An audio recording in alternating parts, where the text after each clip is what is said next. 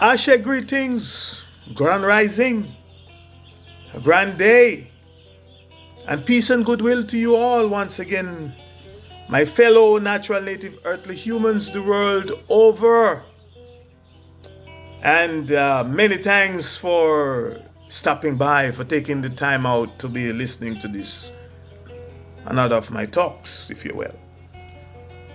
You don't know that this is yours truly, I, the Mystic Philosopher, and welcome to this part 34, the continuation of my series of talks titled, Can Africa Be Set Free? Can Burkina Faso, the land of upright people, the land of people of integrity, be set free?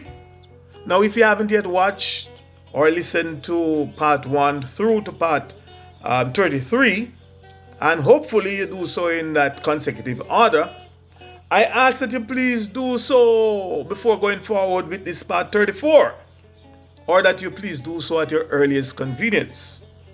I can almost assure you that by doing so, you may learn something new, which is part of what this thing called life is all about. By doing so, you may also be reminded about something or reminded of something, or at the very least, you may get something to think about, something to ponder, something to talk about, something to go do some search and research. And please note that I did not say that by you listening to yours truly, I, the Mystic Philosopher, you will learn something, but that you may learn something. The operative word here again is may, or you might learn something. The truth be told, these talks by yours truly are definitely not for everyone. And I'm well aware of the possibility, if not the fact, that some of you might be offended by the truth, or more correctly, by the facts that are enveloped therein. But as the late Robert Nesta Marley once said in one of his most famous songs called Jaliv, and I quote, "The truth is an offense, but not a sin," unquote. And the late Dale Carnegie, the author of the book called How to Win Friends and Influence People, he also said, and I quote, "Those convinced against their will are of the same opinion still," unquote. And for the record, I, yours truly, I, the Mystic P, I'm not a con. And neither am I trying to con you. I'm not trying to to convert, to convince. I'm not even trying to conversate with you. More reasoning, but not con. I don't deal with con. I'm afraid of con, and I avoid con at all costs. All I'm doing, I'm just sharing another perspective on a lot of things. And in this series, I am sharing what I, the Mystic P, perceive and think I know that I know must, not may, but must be done in order for our motherland, Alkebuland,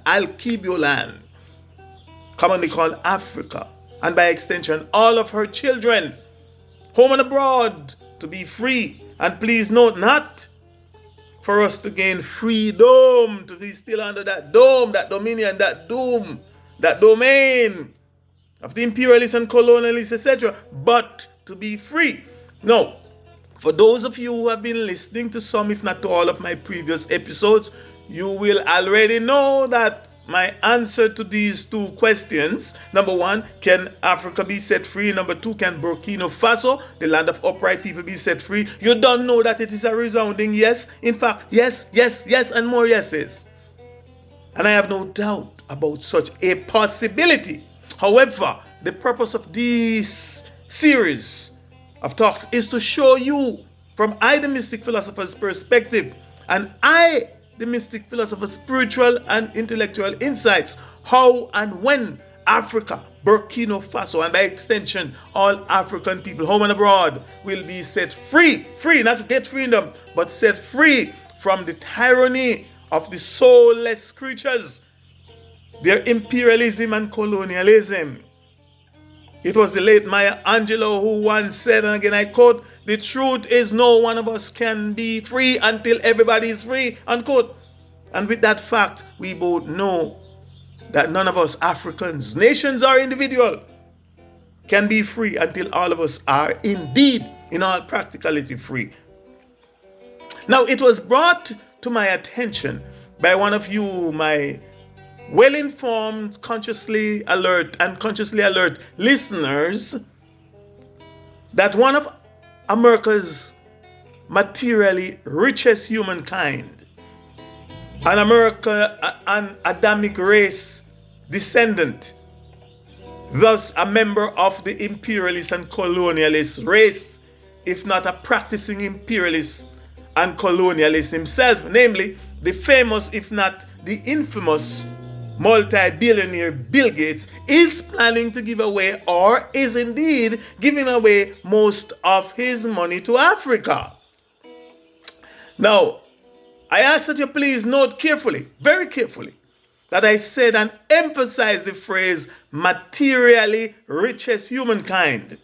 And why it is because I would like to remind you, if not inform you, all my listeners, that a materially richest humankind does not necessarily mean, if at all mean, that he or she is a morally richest, an ethically richest, a spiritually richest, a socially richest, or a humanely richest humankind, etc. Not at all. To I, the Mystic Philosopher, this is one of the most dreadful, scariest, dangerous, covert, deceitful, and attempting neo-colonialism and neo-imperialism piece of news concerning our motherland Africa that I am hearing, and especially at this particular time in our story, not their story, his story, but in our story of our youth's full enlightenment and liberation, as our youths are becoming more and more enlightened. And to find out whether or not the allegation or the information that I had received was true, I went and did a little search online. And I quickly came across a BBC article titled "Bill Gates to give most of his $200 billion fortune to Africa." Now, please allow me to quote a portion of this news article from the BBC report, and then offer some of my own critical analysis and disapproval, and some of my metaphysical insights, comments, and perspectives, and show you why I think I know that his money is a curse. His money is cursed. And that this offering is both an insult of the highest order to our motherland, Al-Kibuland, aka Africa, and her descendants. Her ascendants, and we, the children of Africa, home and abroad. It's a conniving ploy and a covert sinister plot. Let me try to talk like, pronounce them, you know what I'm trying to say. Sinister plot to both mentally, strategically, medically, spiritually, psychologically, financially, and otherwise recolonize Africa. And why the idea of accepting his offering should not be entertained, and that it should be promptly rejected. So let me now read the quote, and I quote: Microsoft founder Bill Gates says that most of his fortune will be spent on improving health and education services in Africa over the next 20 years. 20-year plan him have. And let me continue. He said, the 69-year-old said that by unleashing human potential through health and education, every country in Africa should be on the path to prosperity. Now, speaking in Ethiopia, in Ethiopia's capital, Addis Ababa, he also urged Africa's young innovators to think about how to build artificial intelligence, AI, to improve healthcare on the continent. Gates announced last month that he would give away 99% of his vast fortune, which he expects to reach $200 billion, $150 billion by the year 2049, by when his foundation planned to end its operation. Unquote. Wish you could end it now. Now, let me begin by quoting from one of my favorite. Let me begin my analysis, my comments and disapproval, etc. by quoting from one of my favorite books, which you don't know already. One of my favorite book, which is namely The Art of War by Sun Tzu. And I quote, he said, if you know the enemy and you know yourself, you need not fear the result of 100 battles. If you know yourself but not the enemy, for every victory gained, you will also suffer a defeat. If you know neither the enemy nor yourself, you will succumb to every battle. Unquote. Now, some of you, my listeners, who quite regrettably do not know yourself, let alone know your enemy, and by extension your enemies or our enemies, might be asking this question.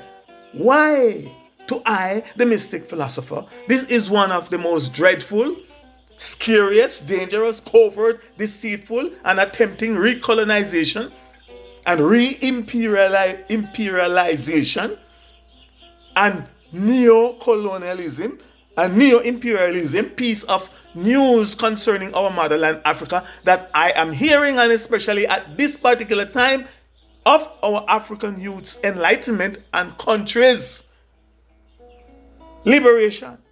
And my answer to that question or concern is that if or when you know and know that you know yourself and who and what your enemies are, then you too will know that it is and also why it is. You will also ask yourself the following very pertinent questions. Number one, why Africa and not America? In other words, why is he giving away his money to Africa and not America? Number two, isn't he an American? Number three, and isn't his fortune an American fortune and his money American money? Number four, and isn't his fellow Americans in far more dire and desperate need of education, healthcare and prosperity, etc., than our motherland Africa? And if at all you know yourself and your enemy, and by extension your enemies are our enemies, then you would also know and know that you know who this humankind called Bill Gates really and truly is. But first you have to know yourself and know your enemy. I bet you won't know. My own practical life experiences have taught me that nothing in this life is for free, and that there are always both visible and invisible strings attached. And according to one Wayne static, and I quote, nothing in life is free. You always pay in the end, unquote. Remember that nothing in life is free. You're always gonna end up paying. Now please let me remind you of an old Latin and Japanese proverbs that said, and again I quote because I used it before, to accept a favor is to sell one's freedom.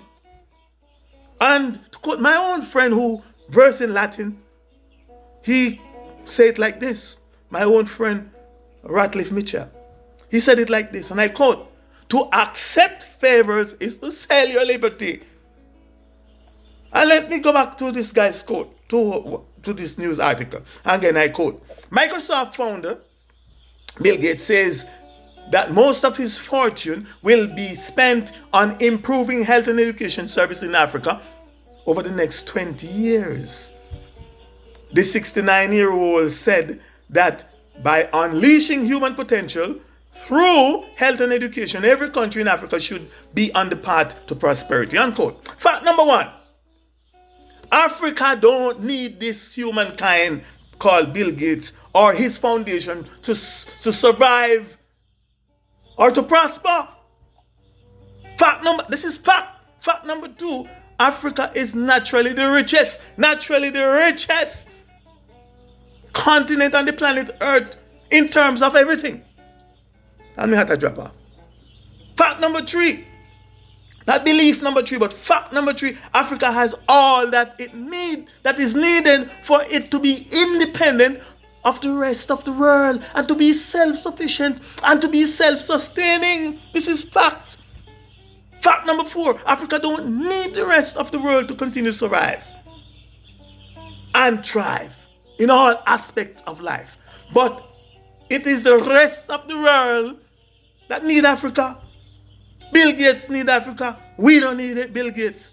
Fact number 5, Africa don't need this injector. You don't know what I talk about. This investor. You don't know what I talk about. This promoter, advisor, and professed healer. This and professed health prophet. This professed health prophet. This professed lover of Africa. An African. Our mother Africa. Sure don't need this capitalist, imperialist, and colonialist billionaire or multi-billionaire curse money for her people to be healthy and to be educated, or for her people to unleash her people's human potential in order for them or for us to continue to prosper. I told you we are not descendant, we are ascendant, we are always ascending. Nothing can stop we, because, anyway, we get back to that. To quote the late Robert Nesta Marley in one of his prophetic songs called Guiltiness, and I quote, "Guiltiness pressed on their conscience, and they live their lives on false pretense every day, each and every day," unquote. From my perspective, I think it is his guilt, and he's more than anyone, it is his guilt more than anything or anyone else. And he, more than anyone else, knows what he is guilty of. I'm guilty about him, in conscience about him. His guilt is what is causing him to be suffering and perishing. Yes, and I'm gonna get into some other areas of it. Stay tuned. And as it is written, the fool and his money shall perish. The fool and the money shall soon depart. The fool and money shall perish. I honestly think that he is perishing. Now I run out of time, and we'll have to continue talking about Bill Gates' curse money and why we shouldn't take it, and give you example why all African leaders, true leaders of integrity, not those greedy puppets, but true leaders of integrity, should and must promptly reject it. Reject the curse, and I'll get back to it. So I ask that you please join me in part 35 for the continuation of Can Africa Be Set Free? Can Burkina Faso be set free? Can the land of upright people, Burkina Faso, the land of upright people, be set free? And please stay tuned, for I will have much more to talk about, or to talk to you about the colonization of the mind, aka mental colonization, in an upcoming series. Stay tuned. But in the meantime and between time, here's willing that you be more and more and much, much more. And definitely don't be less. Let no one be less you. You will learn more about that. Stay tuned. And you'll see the logic and the reason behind not be less, but to be more. In your becoming, become more and more and much, much more. For I am the Mystic Philosopher. Ashe, Ashe, Ashe, I say. And I ask that you please share and have others comment. Just, you might get a chance to criticize and find fault, or to do whatever, or to learn, whatever. Thanks again. Have yourself a great, marvelous, and sunshiny day, especially if you are a sun human. Hey, have fun.